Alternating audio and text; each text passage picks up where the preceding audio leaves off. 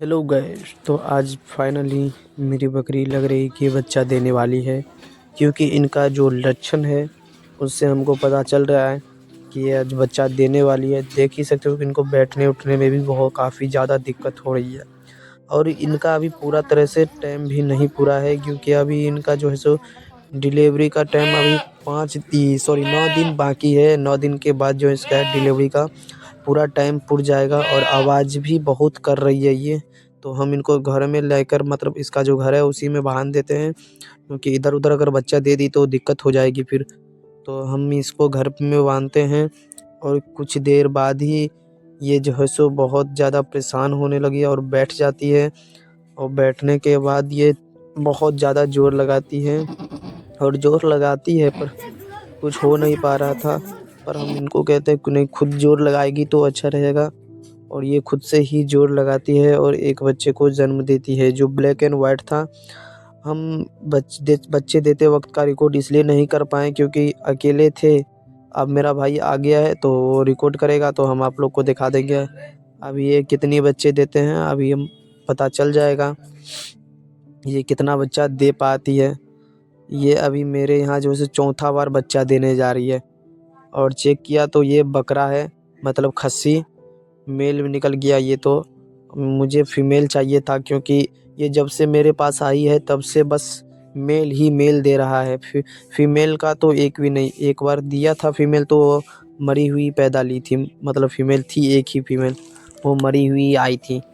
फिर हम थोड़ी देर इंतज़ार करते हैं तो देखते फिर से एक बच्चा मतलब आ रही है। तो चेक किया, खस्सी है, देख ही लीजिए आप लोग भी, बच्चा आ रहा था। और देखिए कुछ ज़ोर लगाने के बाद ये बैठी। और ये फिर से ये तो बहुत ज़्यादा मतलब पूरा पैक थी। तो हमको तो डर हो गया कहीं बच्चा मरा हुआ ना निकले, क्योंकि इस तरह से जब भी आता है तो मतलब बच्चा जैसे लगता है मरा हुआ। क्योंकि हम अपने लाइफ में पहली बार बकरी का डिलीवरी करने जा रहे हैं, वही हमको अभी तक कोई आइडिया वाइडिया नहीं है। और इसका जो लाभी है वो भी नहीं टूट रहा था, हमको तो कुछ समझ में भी नहीं आ रहा था। फिर हम बोले नहीं टूट रहा है ये तो फिर ब्लेड से इसे काटना पड़ेगा लग रहा है। फिर हम ब्लेड मांगते हैं और ब्लेड से देखेंगे काट कर इनसे क्या मतलब क्या यार, अपने आप तो मतलब उसका पहले वाला बच्चा का खुद पे खुद लाभी टूट गया था और इसका नहीं टूट रहा है। देख लो, तो हम ज़्यादा ज़बरदस्ती नहीं करेंगे, ब्लेड से ही काट देते हैं। और ब्लेड से काट देते हैं क्योंकि ज़्यादा ज़बरदस्ती करना सही नहीं रहेगा। ब्लेड से काट दिए और देखो बच्चा सही सलामत है, किसी भी प्रकार का दिक्कत नहीं हुआ है। और फिर से ये तीसरा बच्चा देने जा रही है। अरे भाई यार, ये मेरे घर पे ना पहली बार 3 बच्चे को जन्म देने जा रही है यार। इससे पहले ये 3 बार बच्चा दिया, तो पहला वाला मतलब एक वो दी थी, फिर दूसरा बार भी 2 ठो, तो उसमें एक मरी हुई पैदा ली थी। और तीसरा बार भी उन्होंने 2 को दिया, जो आपको दिखाई दे रहे थे। सिरोही क्रॉस का जो ब्रीडर था उससे क्रॉस करवाए थे। अब इस बार हम देसी से क्रॉस करवाए हैं तो 3 बच्चा दिया है। देखिए अभी मतलब इसका हम ज़्यादा घींच तोड़ नहीं करेंगे इसे।